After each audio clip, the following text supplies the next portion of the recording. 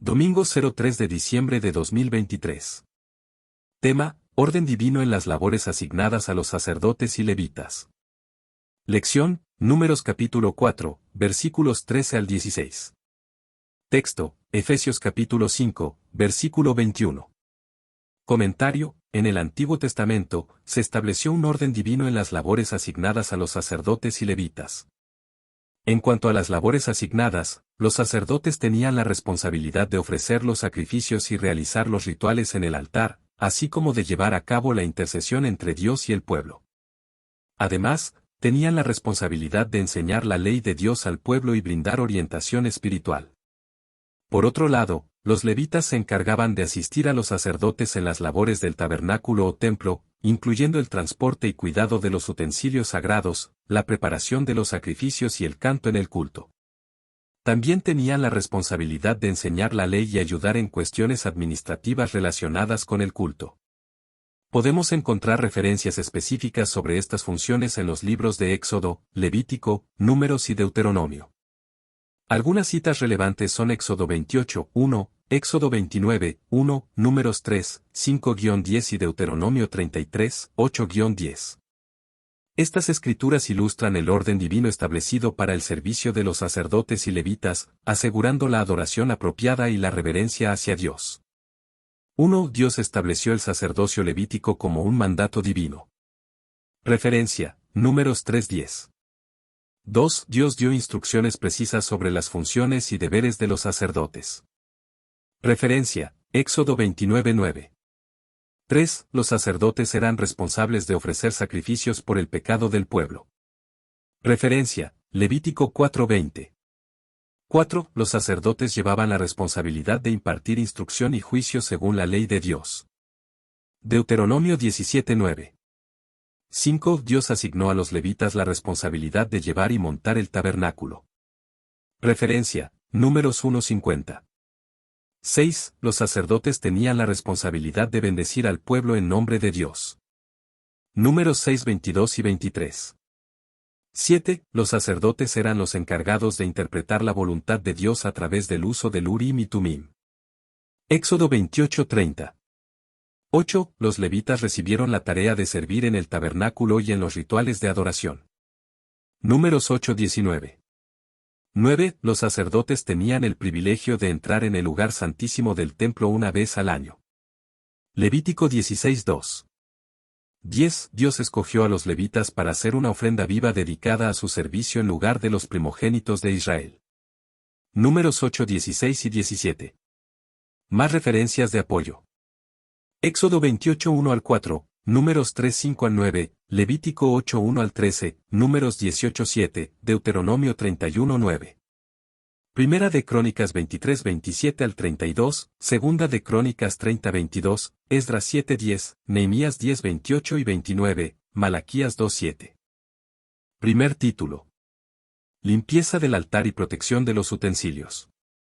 Versículos 13 y 14. Léase: Primera a los Tesalonicenses 5:23 y 24. Comentario: La limpieza del altar y la protección de los utensilios eran aspectos importantes en el culto y la adoración en el Antiguo Testamento. En el contexto del Antiguo Testamento, el altar era un lugar sagrado donde se ofrecían sacrificios y se buscaba la comunión con Dios. La limpieza del altar era esencial para mantener su santidad y pureza. Los sacerdotes eran responsables de limpiar el altar, remover las cenizas y mantenerlo en condiciones adecuadas para el servicio sagrado. Además, los utensilios utilizados en el culto, como las vasijas, candelabros y platos, también requerían protección y cuidado especial. Estos objetos eran considerados santos y se les debía tratar con reverencia y cuidado. Se establecieron normas y rituales específicos para la manipulación y resguardo de estos utensilios, a fin de preservar su pureza y uso exclusivo en el servicio del Señor. La importancia de la limpieza del altar y la protección de los utensilios refleja el deseo de Dios de que su adoración sea ofrecida en santidad y pureza. Estos principios también pueden tener una aplicación espiritual en la vida del creyente, recordándonos la importancia de mantener nuestros corazones y vidas limpios y consagrados para Dios, evitando la contaminación del pecado y buscando la comunión y adoración sincera. 1. Dios ordena la limpieza del altar de sacrificio. Éxodo 29:36. 2. Los sacerdotes deben limpiar las cenizas del altar, Levíticos 6, 10 y 11. 3. Dios ordena la purificación de los utensilios sagrados, Números 31, 22 y 23. 4. Los sacerdotes deben cubrir los utensilios sagrados antes de transportarlos. Números 4, 5 y 6. 5. Los utensilios del templo deben ser almacenados y custodiados por los levitas, Números 3, 31. 6. Dios promete proteger y preservar los utensilios del templo, Primera de Reyes 8, 29. 7. Los utensilios del templo deben ser purificados después de haber sido usados en la adoración, Segunda de Crónicas 29, 18 y 19. 8. Los utensilios del templo deben ser consagrados y santificados, Éxodo 30, 29. 9. La limpieza del altar y los utensilios es un acto de obediencia y reverencia hacia Dios. Levítico 11, 44 y 45. 10. Los utensilios del templo son considerados sagrados y deben ser tratados con respeto y reverencia, Éxodo 31, 10.